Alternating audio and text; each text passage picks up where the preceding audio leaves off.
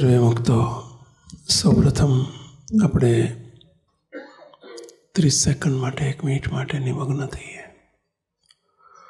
અધર પ્રધર વૃત્તિનો ત્યાગ કરીને સંકલ્પ વિકલ્પો બધું છોડીને તમામ વૃત્તિ પ્રવૃત્તિ એને ભૂલીને એકાગ્ર થઈએ, શાંત થઈએ, સ્થિર થઈએ, એકાગ્ર થઈએ, નિમગ્ન થઈએ મહારાજની મૂર્તિમાં. બસ મને મૂર્તિમાં રાખ્યો છે, મહારાજ અહીં આવીને બિરાજમાન થયા છે. બસ મહારાજ જ બિરાજ્યા છે. ભાવમાં આવીએ.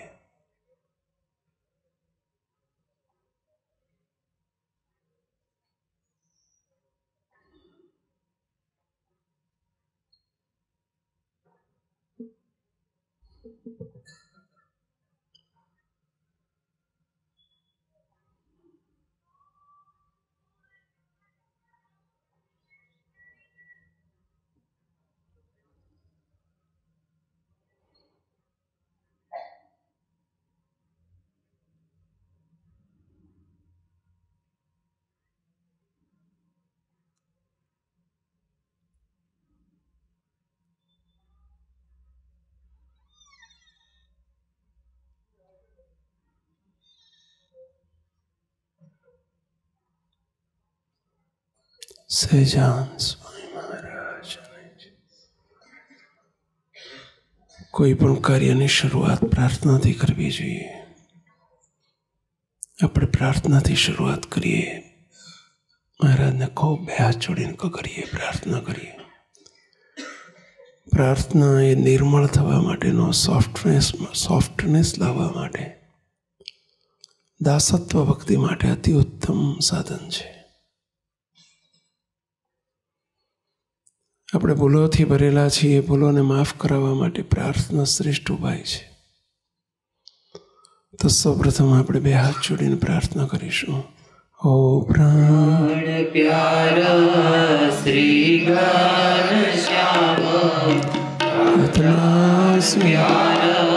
શ્રી ઘનશ્યામ પ્રાર્થના સ્વીકારો સુખધામ. પ્રાર્થના સ્વીકારો હો સુખધામ. અગણિત ભૂલો માફ કરી છે.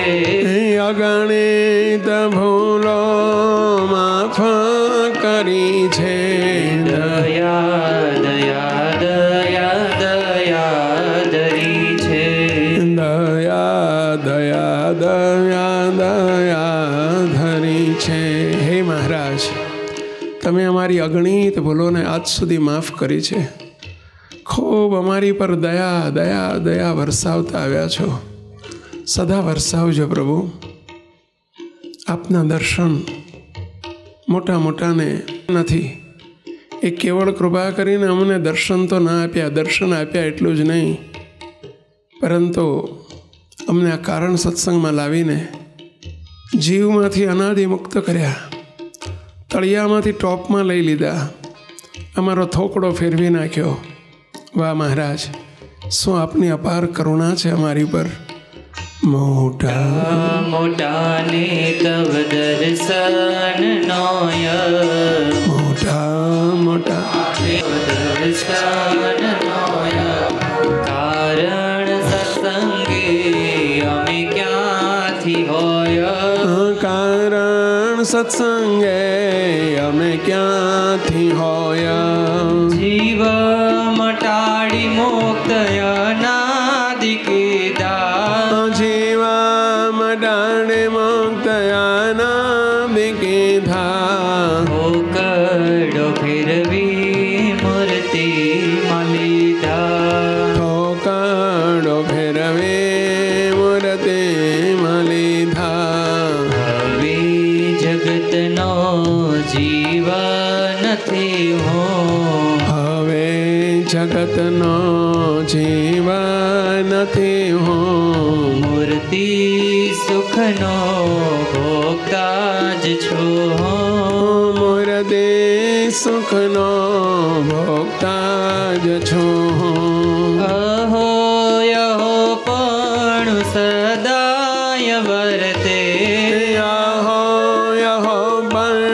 સદાય વર્તે કૃપા કરો આનંદ આનંદ પ્રવર્તે કૃપા કરો આનંદ આનંદ પ્રવર્તે હો પ્રાણ પ્યારા શ્રી ઘનશ્યામ હો પ્રાણ પ્યારા શ્રી ઘનશ્યામ પ્રાર્થના સ્વીકારો સુખધામ પ્રાર્થના સ્વીકારો સુખધામ પ્રાર્થના સ્વીકારો સુખધામ પ્રાર્થના સ્વીકારો સુખધામ સહજાનંદ સ્વામી મહારાજની જય. અરે સર્વે મુક્તો,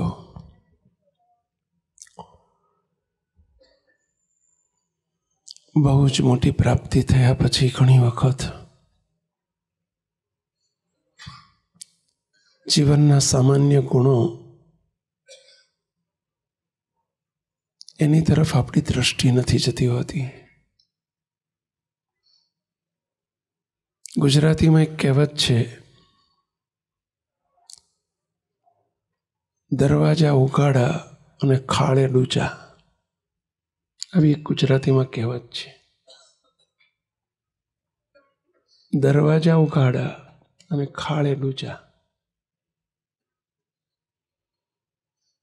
મોટી વસ્તુ મળ્યા પછી કેટલીક નાની બાબતોને આપણે ધ્યાનમાં નથી લેતા, અવગણીએ છીએ કે આ તો નાની વસ્તુ છે, જવા દો ને, ના ચાલે.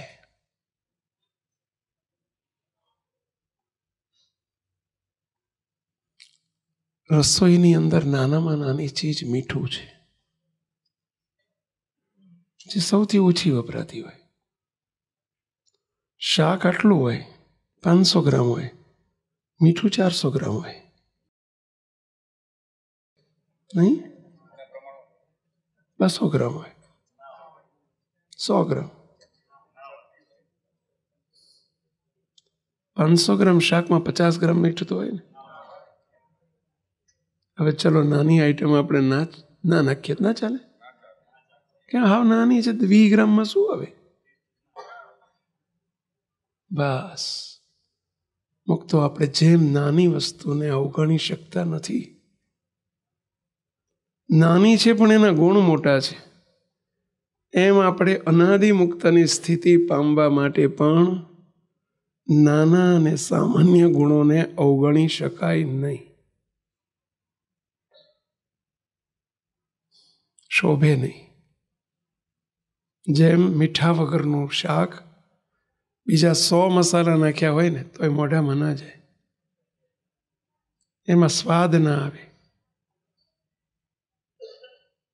એમ ગમે એટલા મોટા ગુણ હોય આપણામાં, મૂર્તિમાં રહેતા આવડતું હોય ને એવું વિચારીએ કે મને મૂર્તિમાં રહેતા આવડે, પરંતુ સામાન્ય એક માનવ ધર્મના ગુણો જો આપણામાં ન હોય, જે માનવ ધર્મ છે, માણસાઈ છે, તો એ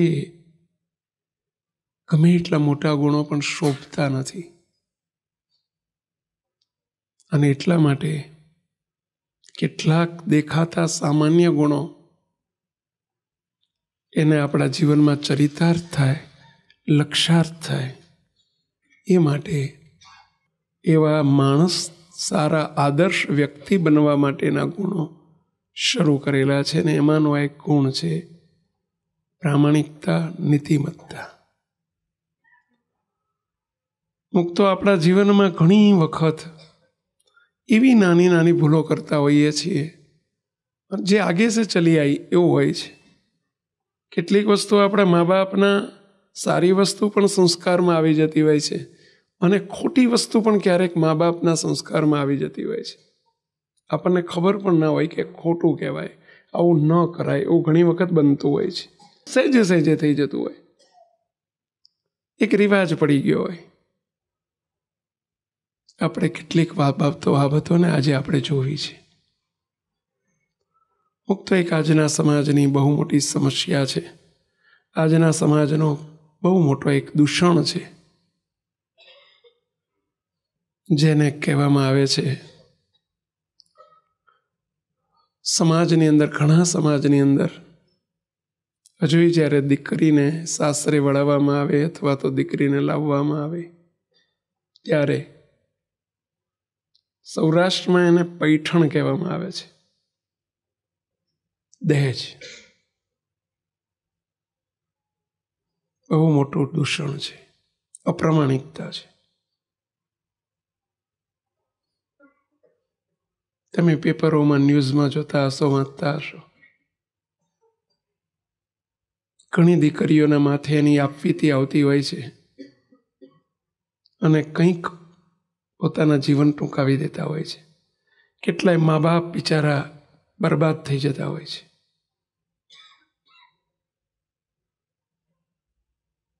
આજના યુવાનોને ખાસ અમારી વિનંતી છે, એના સ્થાને, સામેના ઘરના સ્થાને આપ બેસજો. આપની બહેન હોય અને આપના બહેન માટે કે આપની દીકરી માટે કોઈના ઘરમાંથી ફોર્સ થાય કે આટલું લાવવું પડશે ને આટલું આપવું પડશે ને તમારી સ્થિતિ ન હોય તો તમે શું કરો? આવું માગવાની પ્રથા અમારે આગળનો રિવાજ ચાલે છે. આપવું જ પડે, કરવું જ પડે. આટલા તોલા સોનું આપવું જ પડે, આવું કરવું જ પડે. ઘણી જ્ઞાતિઓમાં હોય છે, ઘણા સમાજના આવા રિવાજો હોય છે. આવું કરવું જ પડે. ભલે પછી વેચાઈ જાઓ તમે, મા બાપ બિચારા વેચાઈ જતા હોય, લાખો રૂપિયાના દેવા કરતા હોય, ઊંચા વ્યાજે પૈસા લાવી અને આ બધું થતું હોય. તો આ બહુ મોટી બદી છે સમાજની. મહેરબાની કરીને કોકે તો રિવાજને સ્ટોપ કરવો પડશે. બીજા શું કરે છે ન જુઓ, મારે આવું નથી કરવું. કેટલા પરિવારો બરબાદ થઈ જતા હોય છે.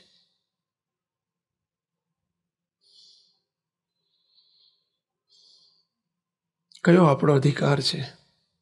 સંસ્કારી દીકરી આપણા ઘરમાં આવે એ ઉત્તમ વસ્તુ છે, શ્રેષ્ઠ વસ્તુ છે.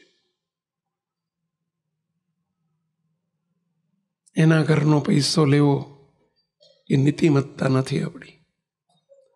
સ્વૈચ્છિક પહોંચી વળે હોય ને 2-5 તોલા સોનું કે કંઈક આપે તો વસ્તુ જુદી છે, પરંતુ ક્યારે અધિકાર ન કરશો.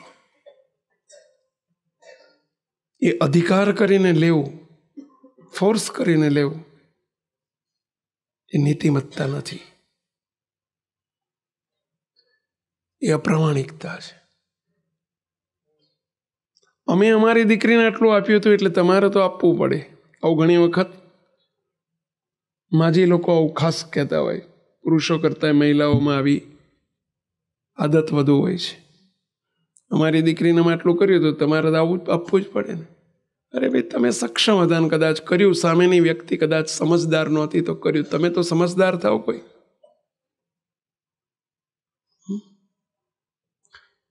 કેટલાક રિવાજથી આપણે આપણી પ્રામાણિકતાને નેવે મૂકી દેતા હોઈએ છીએ. રિવાજો છે. રિવાજ બનાવ્યા છે કોણે? વહેલા માણસે, આપણે છે.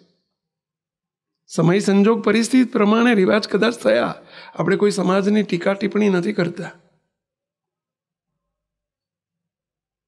પરંતુ આ અપ્રામાણિકતા છે. કોઈને ફોર્સ કરીને માગીને લેવું એ કોઈ સમાજમાં ન હોવું જોઈએ, અને આ સમાજમાં તો ન જ હોવું જોઈએ. SMVSના સમાજમાં ના હોવું જોઈએ. એવી અમારી 2 હાથ જોડીને વિનંતી છે.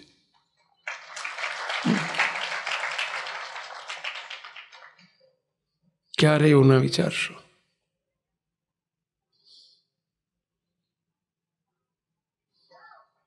આપના ઘરમાં સંસ્કારી દીકરી આવે, તમારું ઘરને શોભાડે એવું પાત્ર આવે, એથી શ્રેષ્ઠ સંપત્તિ કઈ છે? આજના સમાજમાં સંસ્કારી દીકરા કે દીકરીઓ છે ક્યાં?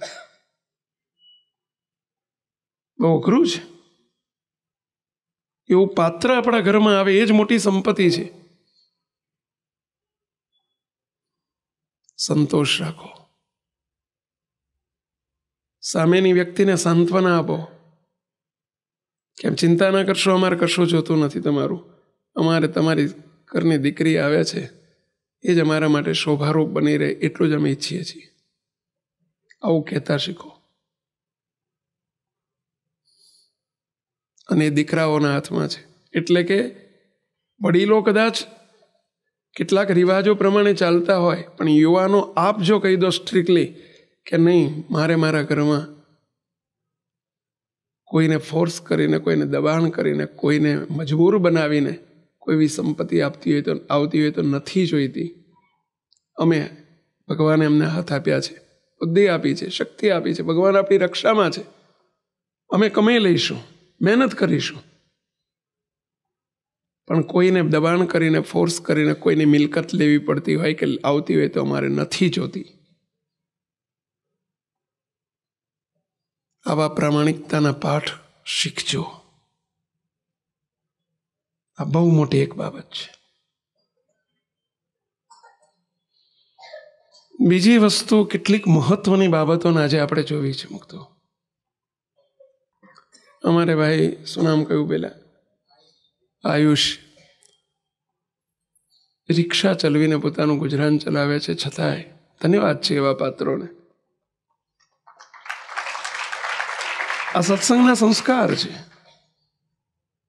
સહેજે સહેજે આ બધું આપણામાં હોવું જોઈએ, બટ નેચરલ હોવું જોઈએ. આપણે સજ્જન કુટુંબમાં જન્મ્યા છીએ તો સજ્જન મા બાપના સંસ્કારો જ આ બધા છે. પરંતુ મુક્તો આજની બહુ મોટી ખતરનાક જો બધી હોય, દરેક વ્યક્તિની દોટ પૈસા પાછળ છે. આજે યુવાનોને ખાસ કરીને જલ્દી સ્પીડી ધનવાન બની જવું હોય છે, ઓછી મહેનતે જલ્દી લખપતિ ને કરોડપતિ થઈ જવું હોય છે. આજની આ યુવાનોની દોટ છે, ઘેલછા છે. ઘેલછા શબ્દ વાપરું છું કારણ કે અત્યારે રૂપિયો બહુ સસ્તો થઈ ગયો છે. તમારા જમાનામાં વડીલો જે બેઠા છે એમના જમાનામાં 25,000 ને 50,000 ને લાખ રૂપિયા ક્યાં હતા? અત્યારે તો બધા તમે જો લાખ ને કરોડની મરાતો કરતા એને કરોડ બરોડ અમે એમ લાગે કરોડ એટલે શું કરોડ? જમીનો મોંઘી થઈ છે, પૈસા સસ્તા થઈ ગયા. સાચી વાત છે બેન. કરોડોની વાતો ના, ગામડાનો નાનો માણસ એ કરોડોમાં રમતો હોય. બોલો, કરોડોની વાતો કરે. બોલો, એટલે એના લીધે શું થયું કે આજના બાળકોમાંથી માંડીને યુવકોમાં બધાને જલ્દી કરોડપતિ થઈ જવા માટે 2 શોર્ટકટ વાપરતા હોય છે. એક અનીતિનો શોર્ટકટ અને એક એવા ગેરવ્યાજબી ધંધાનો શોર્ટકટ, ગેરકાનૂની ધંધાઓનો શોર્ટકટ, કે જે પૈસા ખૂબ કમાઈ આપે ને ઘડીકમાં ખતમ પણ કરી નાખે. બોલો, ઘણા એવા પછી રોતા રોતા મારી પાસે આવતા હોય. અધર્મનો શોર્ટકટ કયો? તો ભેળસેળ કરવી, દગા કરવા, કપટ કરવું, પ્રપંચ કરવું, માણસોને ફોડી નાખવા, પેપર ફોડવા, પરીક્ષામાં તે વગર મહેનતે સારા માર્ક્સે તમે જો ખોટી માર્કશીટો બનાવીને ખોટું ઇલીગલ બધું કરીને તો એ ગેરવ્યાજબી ધંધાઓ છે. સટ્ટા રમવા, તમે ઘણું બધું હોય છે, મને તો બહુ ખબર નથી પડતી, પણ બીટ કોઈન ને પેલું પાન કોનના બીજું ત્રીજું બધું ઘણું બધું આવતું હોય છે. તમે જુઓ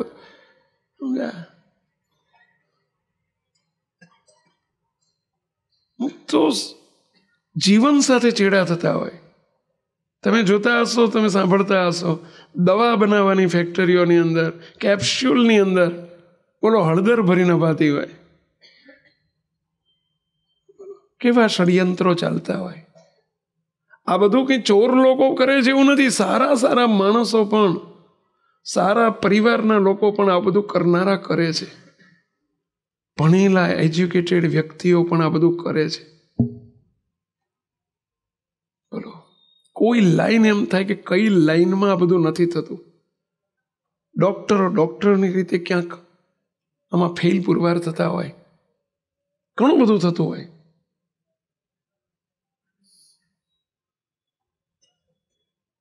તો બે હાથ છોડીને વિનંતી કરું ભાઈઓ, કોઈ દિવસ કોઈને ખબર નથી, ભગવાન જોવે છે, આ વિચારધારા રાખજો. કોઈ જાણતું નથી, ભગવાન જાણે છે.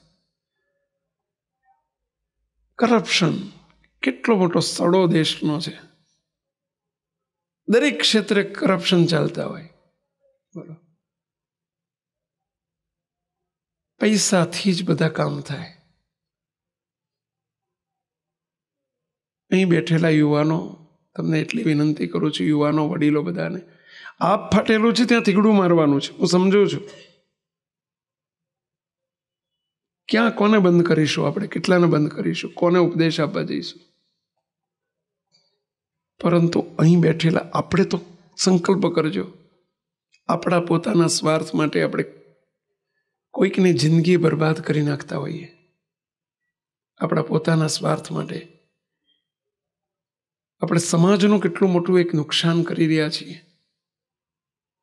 આજે મોટી મોટી પરીક્ષાઓના પેપરો ફૂટે ને પછી એમાં તમે જો બિચારા કેટલા નિરાધાર, કેટલા એની ઉપર આશા રાખીને બેઠા હોય, પૈસાથી બધું થઈ જાય બારોબાર. આ સમાજ ક્યાં જશે? કરપ્શન આપીને લીધેલી ખોટી માર્કશીટ ઉપર બનેલા ડોક્ટરો, એન્જિનિયરો શું કરશે? સમાજમાં શું કરશે?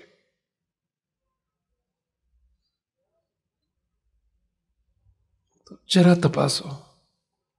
સમય આવે ને જ્યારે બીજાના સ્વાર્થ માટે હોય તો આપણે એને ઉપદેશ આપીએ છીએ, પણ પોતાની હેઠે રેલો આવે ને ત્યારે આપણે બધું ભૂલી જતા હોઈએ છીએ અને બધું અપનાવી દેતા હોઈએ છીએ. શોર્ટકટ્સ બધા, આપણું કામ થઈ જાય છે ને.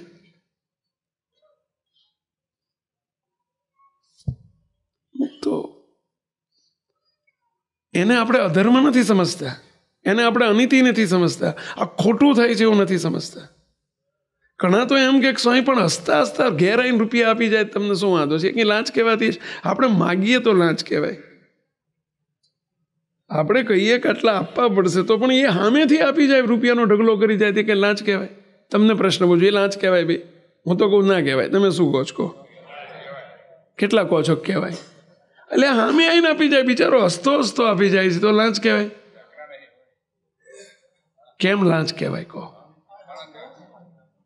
અઘના નથી એટલું જ નહીં, ચલો એની પાછળનું રહસ્ય શું? કેમ લાંચ કહેવાય કહો?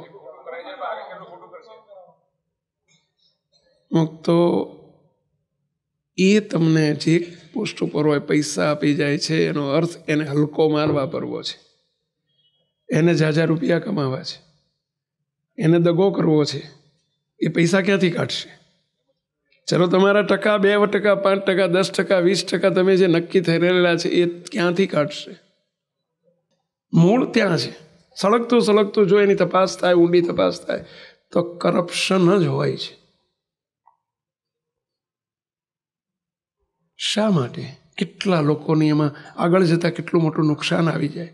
એક વખત તો કામ થઈ જાય, પરંતુ કેટલું મોટું નુકસાન આવીને ઊભું રહે. આજે કેટલા માણસો, 150 માણસો એક કડીના 6ઠ્ઠા ભાગમાં પાણીના ખપ્પરમાં વહી જાય.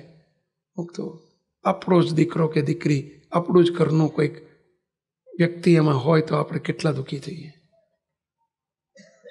પરિણામ કેવા આવે?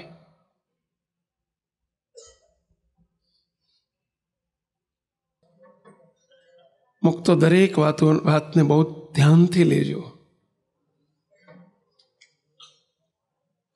અપ્રામાણિકતા, નીતિમત્તા, ચોરી કરે,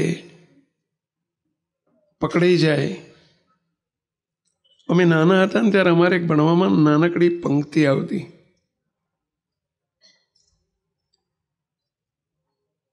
લાખ ખાંડી લૂંટનારા મહેફિલે મંડાય છે.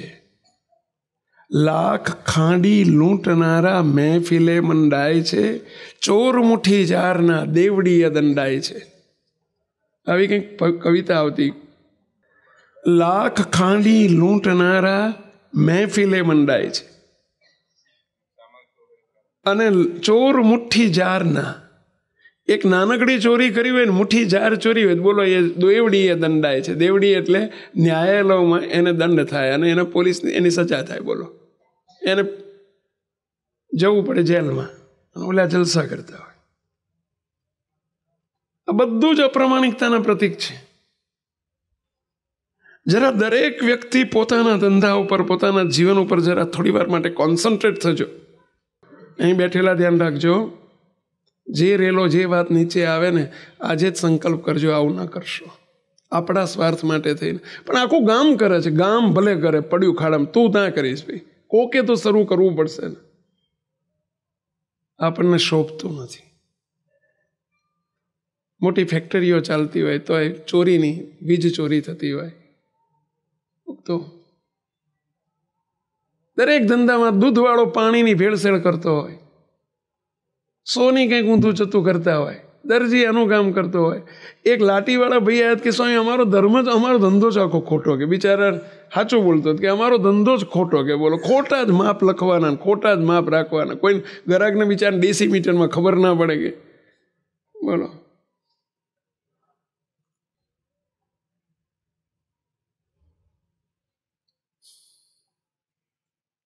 તો બે હાથ જોડીને વિનંતી કરું છું, જ્યારે સંસ્કારની કસોટી ક્યારે થાય? નથી આવા સંજોગ આવતા ને ત્યાં સુધી સંસ્કારની કસોટી ના થાય. સામે કરોડોની મિલકત આવી, કરોડોની સંપત્તિ સામે આવે અને છતાંય એની સામું જોવાનું મન ન થાય, એનું નામ સંસ્કાર કહેવાય. એવા સંજોગ આવે, કરોડોના ઢગલા થાય તો આપણને સામું જોવાનું મન ન થાય, ત્યારે પણ ભગવાનની બીક રહે. કોઈ નથી જોતું, નહીં, મારા ભગવાન બધું જોવે છે. એ સાચા સંસ્કાર છે.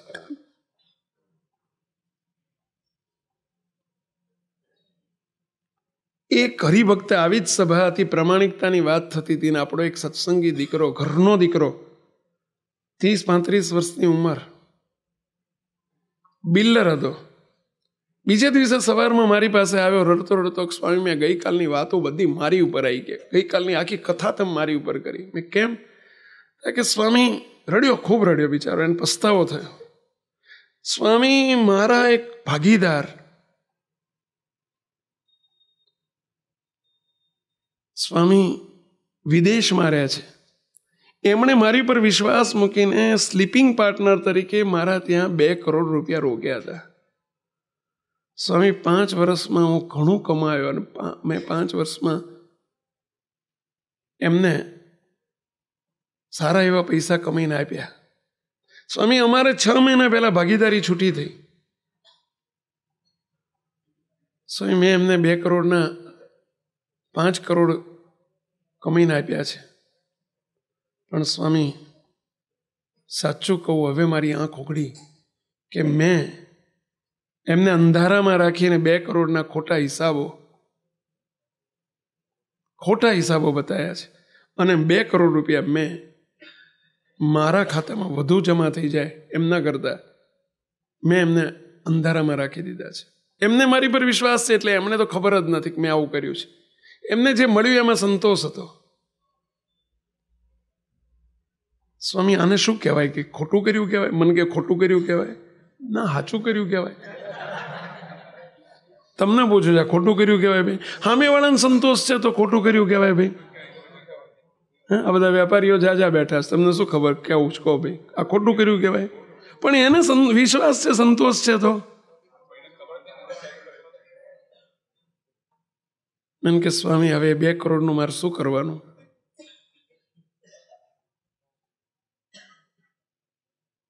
બહુ મને પસ્તાવો થાય છે. કાલ આખી રાત ઊંઘ નથી આવી કે સાલું મારાથી આ શું થઈ ગયું. મને કે સ્વામી, હું મંદિરમાં આપી દઉં? મેં કીધું, જો એની ઉપર અધિકાર તારોય નથી અને મંદિરનોય નથી. એની ઉપર એ 2 કરોડ ઉપર અધિકાર તારા ભાગીદારનો જ છે. તું થોડુંક આના માટે થઈને તારી, પણ કે સ્વામી મારી મારું આબરૂ જાય જો હવે હું કહેવા જાઉં કે મારે ખોટું કર્યું છે, કેવી રીતે કહેવું? પણ આ 2 કરોડ રૂપિયા તમારા મારે જોડે લેવાના નીકળે, તું આપી દે, મહારાજ બહુ રાજી થશે. વ્યાજ સાથે આપી દે. એ તને નહીં પચે. અને મુક્તો અધર્મનો પૈસો, અનીતિનો પૈસો, ખોટી રીતે ભેગો કરેલો પૈસો, અપ્રમાણિકતાનો પૈસો, આવી રીતે બચાયેલો, ખોટા રીતે બચાયેલા પૈસા કે લીધેલા પૈસા, આડોઅવળું કરેલા પૈસા મુક્તો અધર્મના માર્ગે જ જાય છે. આજે તમે જોતા હશો ઘણા પરિવારોની અંદર ઘર ભાંગે છે, દીકરા દીકરીઓ ભાગી જાય છે, કેટલાયના ઘરમાં છૂટાછેડાના પ્રશ્નો બને છે. આજે કેટલા કેન્સર આદિ રોગો વધતા જાય છે, કેટલા વિવિધ પ્રકારના રોગો વધતા જાય છે, ડૉક્ટરો વધતા જાય છે, વકીલો કોર્ટોની અંદર કેસો વધતા જાય છે. એનું મૂળ કારણ અધર્મ, અનીતિ, અપ્રમાણિકતા વધતી જાય છે. એ મોટું કારણ છે. એ પૈસો એ રીતે જ જાય, અધર્મનો પૈસો અધર્મમાં જ જાય. દૂધમાં, પાણીનું પાણીમાં. આવો એક પાઠ આવતો અમારા ભણવામાં, દૂધનું દૂધમાં, પાણીનું પાણીમાં. પાણીના પૈસા પાણીમાં જ જાય, દૂધના પૈસા દૂધમાં જાય, દૂધમાં જ રહે. ભેળસેળ કરેલું, દગો કરેલું, ખોટા પૈસા લીધા છે, કોઈને ખબર નથી. મુક્તો ભગવાન તો બધું જાણે છે. આપણું મુક્તો આપણા ખાતામાં બધું લખાય છે અને ભગવાન એની શિક્ષા કરે છે. પછી આમ કેમ થયું, અમારા ઘરમાં આમ કેમ થયું, અમારા પરિવારમાં આમ કેમ થયું, બાપા બહુ સારા હતા, સારા સત્સંગી હતા, તો એ કેમ રીબાય છે.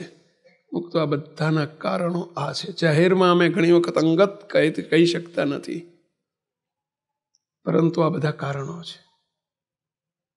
ભગવાનના ઘેર દેર છે, અંધેર નથી. ઘણા પાપીઓ જલસા કરતા દેખાતા હોય, અધર્મીઓ જલસા કરતા દેખાતા હોય, કરોડોની સંપત્તિ તમે જુઓ અપ્રમાણિકતાથી ભેગી કરેલી હોય તો એશ આરામ કરતા દેખાતા હોય, ત્યારે ઘણાને એમ થાય કે આ દેર ભગવાનના ઘેર અંધેર નહીં તો બીજું શું. એ પાપનો ઘડો ભરાય છે, સમજી રાખજો. પાપ છાપરે જઈને પણ પોકારશે. જ્યારે ઘડો ભરાઈ જશે ને પછી એ નહીં ચાલે. ગુરુદેવ બાપજી આપણા કાયમ કહેતા, મુક્તો મને એક યાદ છે, અમે ગોધર ગયેલા. ગોધરથી પછી ગામડામાં વિચરણ હતું, બાપજીની સાથે સેવક હતો, 15-20 વર્ષ પહેલાની વાત છે. બોલો, આગળ 2 જણા બાઇક લઈને જાય ને, જ્યાં જ્યાં પધરામણી હોય ને, અમારી 20-25 પધરામણી હતી, આગળ જઈને ફટાફટ માચીસ જોડે રાખે, દિવેટે રાખે, માચીસે રાખે, અને ત્યાં જઈને દીવો પ્રગટાય. અમે જઈએ ત્યારે દીવો આરતી તૈયાર હોય, પ્રગટાયેલી તૈયાર જ હોય. મોટા પુરુષની દ્રષ્ટિ કેવી. બાપાએ તરત એકદર પૂછ્યું પેલા ને, એ ઉભો, પેલો માચીસ દીવો પ્રગટાય, અમારા હાથમાં આરતી પ્રગટાય ને પછી બીજે જતો રહે, આગળ જતા રહે 2 જણા તૈયાર કરવા. બાપજી કે ઉભો રહે, તું અત્યાર સુધી મેં 8-10 જગ્યાએ જોયું કે તું બધે દીવો પ્રગટાઈને તરત રાખે છે. હારું ક્યાંક તો માચીસ ના હોય, ક્યાંક દિવેટ તૈયાર ના હોય, તો તું કરે શું? કેવી રીતે એવું નથી બનતું તાર કે ક્યાંક માચીસ તૈયાર ના હોય, ક્યાંક દીવો તૈયાર ના હોય? હારું ગ્રહસ્થને ઘેર આવું બધું અમે તો બહુ જોયું છે. હા, કારણ કે બાપજી હું દિવેટોનું જો ડબ્બી તૈયાર જોડે રાખીને ફરું, 25 પેલી દિવેટો રોકું, પેલી ઘીમાં બોળેલી, અને માચીસે રાખું. બાપજી કે માચીસ ક્યાંથી લાવ્યો હતો? કારણ કે સ્વામી પહેલી પધરામણીમાં જ મેં લઈ લીધી હતી. બાપા કે પૂછીને લીધી હતી કે એમને એમ લીધી હતી? એ કે સ્વામી બાપા સત્સંગી હતા, કે એમાં શું પૂછવાનું? બાપા કે કાં તો રૂપિયો આપીએ ને કાં તો માચીસ પાછી આપીએ. જા બોલો, માચીસનો રૂપિયો આપીએ ને કાં તો માચીસ આપીએ. એક માચીસ લેવાની તને આજે આદત પડી ગઈ, તને કાલે મોટી આદત પડશે. બીડીનું ઠૂંઠું પીતા શીખ્યો, એ બીડીની થોકડી પીતો થઈ જશે. સાચી વાત છે પેલા. આ છે આપણા દિવ્ય પુરુષના સંસ્કારો. ગુરુજીની જ્યારે પધરામણી હોય ને હરિભક્તોના ઘેર, એટલે હરિભક્તોએ ગુરુજીના આશીર્વાદ લખવા માટે કાગળ, પેન અને પેડ તૈયાર રાખ્યું હોય. એટલે પછી ત્યારે આપણે એવી રીતે નક્કી કર્યું છે કે ઘેર નહીં લખવાનું, ગાડીમાં લઈ લઈએ અને ગાડીમાં ગુરુજી લખી આપે, પછી આપણે એમને ઘરે પરત કરીએ. ત્યારે ગુરુજી અમને 7 થી 8 વખત ને 15-20 વખત કીધેલું કે જો આ પેડ, પેન જેનું હોય એને પહોંચાડી દેજો, આપણી જોડે ભૂલથી પણ રહી ના જાય, પેન પણ રહી ના જાય. ગુરુજી વારંવાર આ ટકોર કરી અને અનુસંધાન અપાવતો. કયો છે આપણો અધિકાર? એ પેન ઉપર પણ આપણો અધિકાર કયો છે? આપણે નાનું એમ સમજીએ કે આટલામાં શું નહીં, એ આદત પડી જશે. જો નાનું કરવાની આદત પડી જશે, મોટી ચોરી થશે. ગુરુદેવ બાપજી એક માચીસ પાછી આપવા મોકલે. બોલો, જ્યાં જઈને આપી આપ્યા છે, એને કાં તો રૂપિયો આપી આય. ત્યાં પૂછ્યું એને, મુક્તો આજે 2 કરોડ રૂપિયાનું તમે ભાગીદારને છેતરીને કરીને, છેતરીઓ ન કહેવાય બીજું શું કહેવાય પહેલાં? ભલે એને ખબર નથી, એને સંતોષ છે, પણ આ છેતરામણી કહેવાય કે ના કહેવાય પહેલાં? ઘણી વખત ભાઈઓના ભાગ પડતા હોય ને ત્યારે પણ આવી છેતરપિંડી થતી હોય છે. જ્યારે પરિવારમાં જ્યારે પાર્ટિસિપેશન થતા હોય ને ત્યારે આવું બહુ થતું હોય છે. બાપ દાદાની મિલકતને, કેટલીક મિલકતને ખબર ના હોય, એ રીતે ખબર ન પડે એ રીતે ભાગીદારને, ભાઈને ખબર નથી ને ભાઈઓના ભાગ પડતા હોય ત્યારે 1 રૂપિયાનું ખોટું ના કરશો કોઈ દિવસ. નહીં પચે, નહીં હદે. બાપાશ્રીની વાતમાં એક વાત આવે છે કે 2 ભાઈઓ હતા ને 2 ભાઈઓએ ભાગ પાડ્યા. જમીનો વેચી દીધી, મકાન વેચી દીધા. ત્યાર પછી એક ભાઈના મકાનના આંગણામાંથી, ખેતરમાંથી જે ભાઈના ભાગમાં ખેતર આવ્યું તો એ ખેતર ખેડતા ખેડતા એક પૈસાનો ચરુ નીકળ્યો, માટલી નીકળી. એના ખેતરમાંથી પૈસાની માટલી નીકળી. એણે બીજા ભાઈને બોલાવીને કહ્યું કે આમાં તારો અડધો ભાગ છે. ત્યારે પેલો ભાઈ એમ કહે છે કે હવે તારી જમીન છે ભાઈ, એમાંથી નીકળ્યું તો તારું જ કહેવાય ને. થાય કે નહીં, આપણે જમીનના ભાગ પાડ્યા હતા, આ જમીનમાં દાટેલી માટલીના ભાગ નથી પાડ્યા, એમાં પણ તારો ભાગ પડે. તો આ છે મહારાજને મોટાના સંકલ્પો, અને આ છે આપણી સંસ્કારિતા. શા માટે? કોઈ નથી જાણતું, ભગવાન તો જાણે છે ને. બહુ જ બીક રાખજો, બહુ ભગવાનનો ડર રાખજો. આપણે ચાંદલો કરીને ફરીએ, ઘણી વખત આવી અપ્રમાણિકતાને લઈને આપણા ચાંદલો વગોવાતો હોય છે. ઘણી વખત આપણો સંપ્રદાય વગોવાતો હોય છે. ઘણી વખત ચાંદલાનો વિશ્વાસ ઘણા ન કરે. મુક્તો 1-2-5% લઈને સત્સંગ વગોવાય.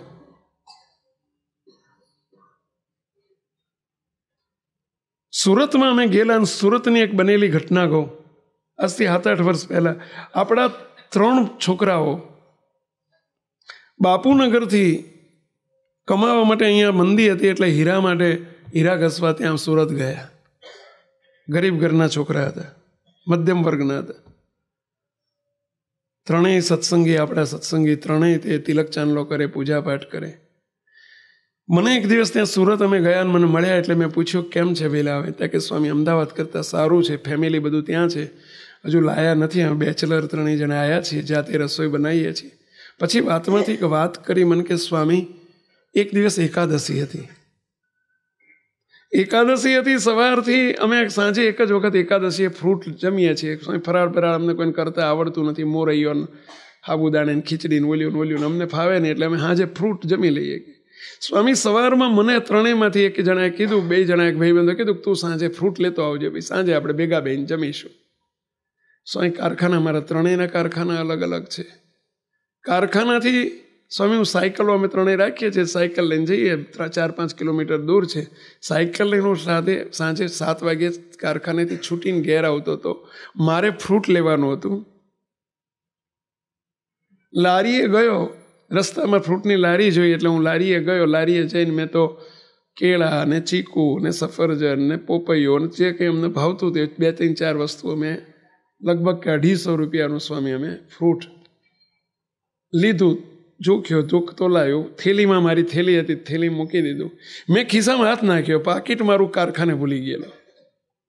ખિસ્સામાં હાથ નાખ્યો, ખિસ્સું ખાલી, ખિસ્સું કપાઈ નહોતું ગયું. પાકીટ મને યાદ આવ્યું, પાકીટ તો મેં પેલું બપોરે મૂક્યું હતું મારા ટેબલ ઉપર, તો સારું ત્યાં જ રહી ગયું. હવે હું મૂંઝાણો કે સારું આને કેવી રીતે કહેવું. બિચારાએ મહેનત કરીને મને 15-20 મિનિટથી બિચારો હું સારું નરસું કર્યા કરું છું. એના આમ જોઈને સફરજન આપ્યા ને જોઈને કેળા આપ્યા ને 1-2 વખત બદલ્યા ને આ બધું કર્યું ને ભાવમાં કસ્યું ને બધું કર્યું, સમજ્યા. અને સારું છેલ્લે મેં ખિસ્સામાં હાથ નાખ્યું, ખિસ્સામાં કંઈ નહીં. હવે એને કેવી રીતે કહેવું કે તું પાછું લઈ લે, પણ હવે બીજો ઉપાય નહોતો. એટલે મેં એને કહ્યું કે ભાઈ લે ફ્રૂટ પાછું, પૈસા માફ કરજે, મેં મહેનત કરાવી તને, પણ હવે કારખાનું બંધ થઈ ગયું, હું કારખાને પાકીટ ભૂલી ગયો છું. કારખાને તો હું જવું પાછો તો તાળું વખાઈ ગયું હોય. આ પૈસા લે તારું ફ્રૂટ પાછું અને મને માફ કર ભાઈ. પેલો ફ્રૂટવાળો એમ કહે છે કે કંઈ વાંધો નહીં, તમે રોજ આ રસ્તે જ નીકળો છો ને? તો કે કાલ આપી દેજો, લઈ જાઓ તમે તાર ફ્રૂટ. હજુ બીજું જોતું હોય તો લઈ જાઓ. 250 રૂપિયાનું ફ્રૂટ લીધું છે, હજુ જોતું હોય તો લઈ જાઓ તમે તાર, કાલે આપજો પૈસા બસ. પણ તું મને ઓળખતો નથી, હું તને ઓળખતો નથી, આપણે બે અજાણ્યા છીએ. તું મને કયા વિશ્વાસે આપે છે? તો કે તમારા ચાંદલાના વિશ્વાસે આપે છે.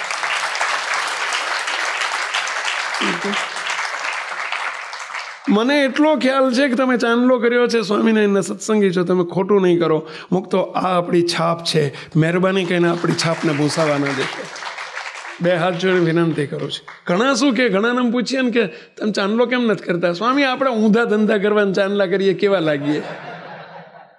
બોલો, આપણા ધંધા ઊંધા ચાંદલો કરીએ તો કેવા લાગીએ?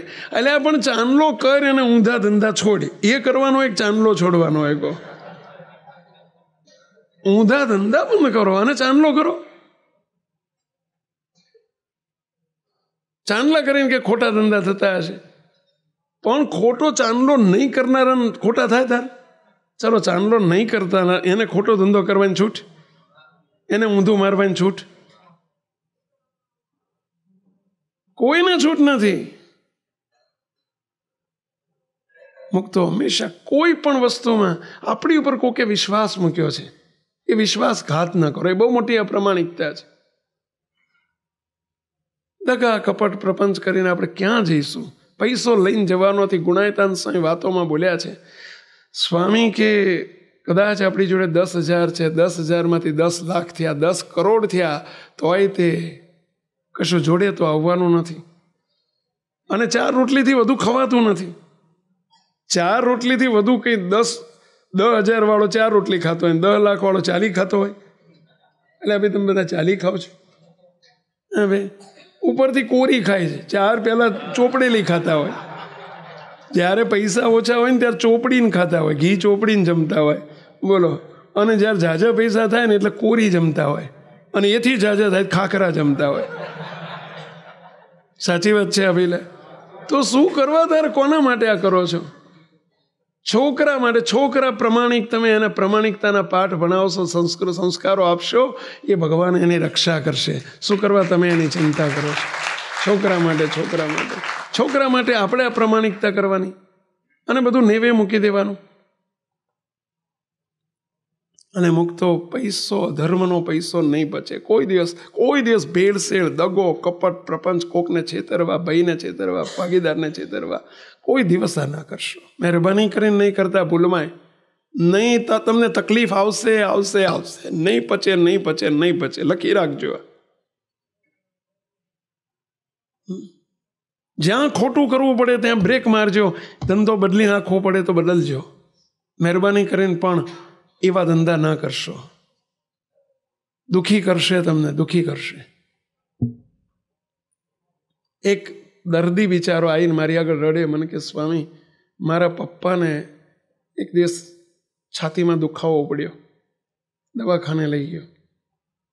ડૉક્ટર કે એમને પેલી શું કહેવાય કરાવવી પડે, એન્જિયોગ્રાફી કરાવવી પડશે. સ્વામી એન્જિયોગ્રાફીમાં લઈ ગયા, તાત્કાલિક કે એન્જિયોગ્રાફી કરવી પડશે. ડૉક્ટરે આવીને કહ્યું કે બધી એક 80% બ્લોક છે ને એક 75% બ્લોક છે ને 2 સ્ટેન્ટ મૂકવા પડશે, 2 સ્ટેન્ટ મૂકવા પડશે. ખર્ચો કેટલો? કે 2 લાખ રૂપિયાનો ખર્ચો થશે. સ્વામી મારી જોડે પૈસા નહોતા, બિચારો મધ્યમ વર્ગનો માણસ. 2 લાખ રૂપિયા સ્વામી હું 10 જગ્યાએ ફરીને, 5 જગ્યાએ ફરીને અંતે તે 50,000 રૂપિયા હું સ્વામી 3% વ્યાજે લાવ્યો. 1.5 લાખની વ્યવસ્થા થઈ. 50,000 રૂપિયા 3% વ્યાજે લાવીને મેં પપ્પાને સારું થાય કોઈ પણ હિસાબે આપણી હોસ્પિટલમાં ફરી, અને 2 મહિના પછી ક્યારેક દુખાવો પડ્યો, આપણી હોસ્પિટલમાં લાયા. હમણાંની વાત છે.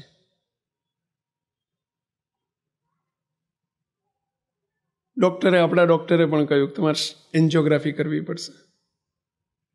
મારી જોડે આવ્યો, મને કે સ્વામી હમણાં તો એન્જિયોગ્રાફી કરીને 2 સ્ટેન્ટ મુકાયા હતા 2 વર્ષ પહેલાં જ. સ્વામી પપ્પાને શું કરું? ડૉક્ટર આવું ગયા છે. મેં કીધું ભાઈ, મેં ડૉક્ટરને ફોન કરીને પૂછ્યું કે ડૉક્ટર સાહેબ શું છે? કે સ્વામી થોડુંક ટેસ્ટ કરી લેવો જોઈએ. એમણે એન્જિયોગ્રાફી કરી. ઓલા ડૉક્ટરને કહેલું કે આમાં 2 સ્ટેન્ટ અગાઉ મૂકેલા છે. ડૉક્ટરનો મારી ઉપર થોડી વારમાં ફોન આવે, મને કે સ્વામી કોઈ સ્ટેન્ટ બેન્ટ છે જ નહીં અંદર, કોઈ સ્ટેન્ટ બેન્ટ કશું નથી સ્ટેન્ટ બેન્ટ. બોલો એન્જિયોગ્રાફી ખોટી ને એન્જિયોપ્લાસ્ટી ખોટી ને સ્ટેન્ટે ખોટા ને બોલો કશું મૂક્યું નથી. 2 લાખ રૂપિયા. હવે બિચારા દર્દીને કેટલો ડૉક્ટર ઉપર વિશ્વાસ હોય, ભગવાન ઉપર વિશ્વાસ હોય એટલો ડૉક્ટર ઉપર હોય. તો આ ધર્મ નહીં તો બીજું શું, આ પ્રમાણિકતા નહીં તો બીજું શું. આ વિદ્યા કહેવાય કે અવિદ્યા કહેવાય? કશું નથી. બોલો કોઈ આગળ સ્ટેન્ટ મુકાયું જ નથી. પછી ડૉક્ટરને પૂછ્યું કે અત્યારે શું લાગે છે? ત્યાં કે સ્વામી અત્યારે કોઈ જરૂર નથી, થોડી હું ગોળી આપું છું, 100% મટી જશે સ્વામી. મસ્ક્યુલર પેઇન છે, બીજું કશું નથી. તો શું ચાલી રહ્યું છે? ત્યારે એમ થાય કે આમાં આંતરડી કકળી ઉઠે. સમાજ ક્યાં જશે? દેશ ક્યાં જશે આપણો? બધા ડૉક્ટરો આવા હોય છે એવું નથી કહેતો. કોઈ પ્રોફેશન ખરાબ નથી. આપણી માનવતા મરી પરવારે છે ત્યારે આવું બધું થતું હોય છે. પોતાના સ્વાર્થ માટે વિચારો, સામેની વ્યક્તિ કેટલી ચૂરતી હોય. 2 લાખ રૂપિયા તમારા માટે કશું નથી, પણ એના માટે બહુ મોટી વસ્તુ છે બિચારા માટે.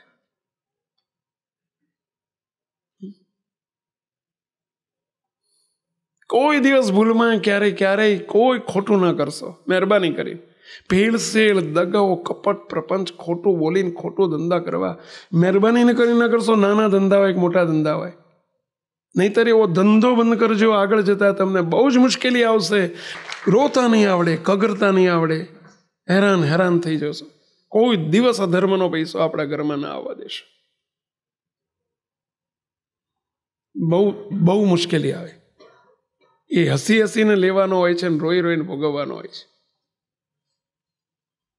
તો અને કંઈક ભોગવતા, અમે તો દેશ વિદેશમાં જઈએ છીએ અને ફરીએ છીએ, કંઈક જોયા છે ભોગવનારાને, ને પછી એટલી મુશ્કેલીઓમાંથી પસાર થતા હોય. અપાર અપરંપાર હેરાન ગતિને એટલી મુશ્કેલીઓ, એટલા રીબાતા હોય. અમારી પ્રાર્થના એવા માટે ભગવાન નથી સાંભળતા. બોલો સ્વામી પ્રાર્થના કરો. બાપજી કે અમારી પ્રાર્થના પહોંચતી નથી, એનું કારણ તારું પાપ બહુ ભરાણું છે. બોલો